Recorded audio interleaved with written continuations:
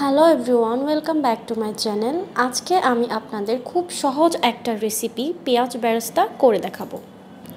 সাধারণত পেঁয়াজ বেরেস্তা আমাদের ট্রেডিশনাল রান্নাগুলোর একটি অন্যতম অংশ।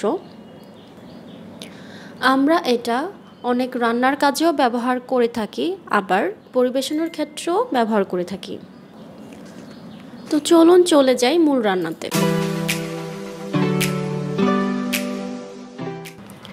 পেঁয়াজ বেরেস্তার জন্য এখানে আমি 1 কাপ পরিমাণ পেঁয়াজ কুচি করে কেটে নিয়েছি আর প্যানে তেল দিয়ে দিয়েছি। পেঁয়াজ বেরেস্তাতে তেলের পরিমাণটা একটু বেশি লাগবে। পেঁয়াজগুলো প্যানে দিয়ে অনবরত নাড়তে থাকতে হবে। আর এই কাজটা আপনাদের একটু সময় নিয়ে আস্তে আস্তে করতে হবে। চুলার আঁচটা লো থেকে মিডিয়ামের মাঝামাঝি রেখে কাজটা করতে হবে। এখন পেঁয়াজগুলোকে কিন্তু অনবরত নাড়তে থাকতে হবে, তা না হলে কোথাও কাঁচা থাকবে আবার কোথাও লাল হয়ে যাবে।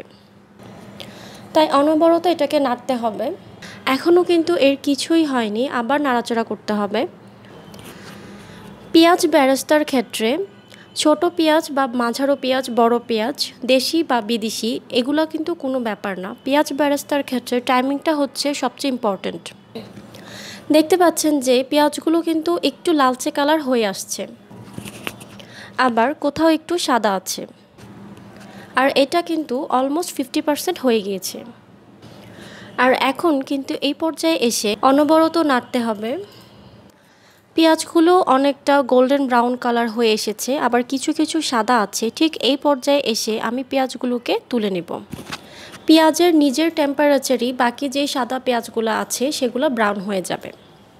আর সবগুলোই যদি ব্রাউন করে তুলতে চান তাহলে কিন্তু পেঁয়াজ বেরেস্তাটা একদমই পুড়ে যাবে আর খেতে একদমই তেতো লাগবে।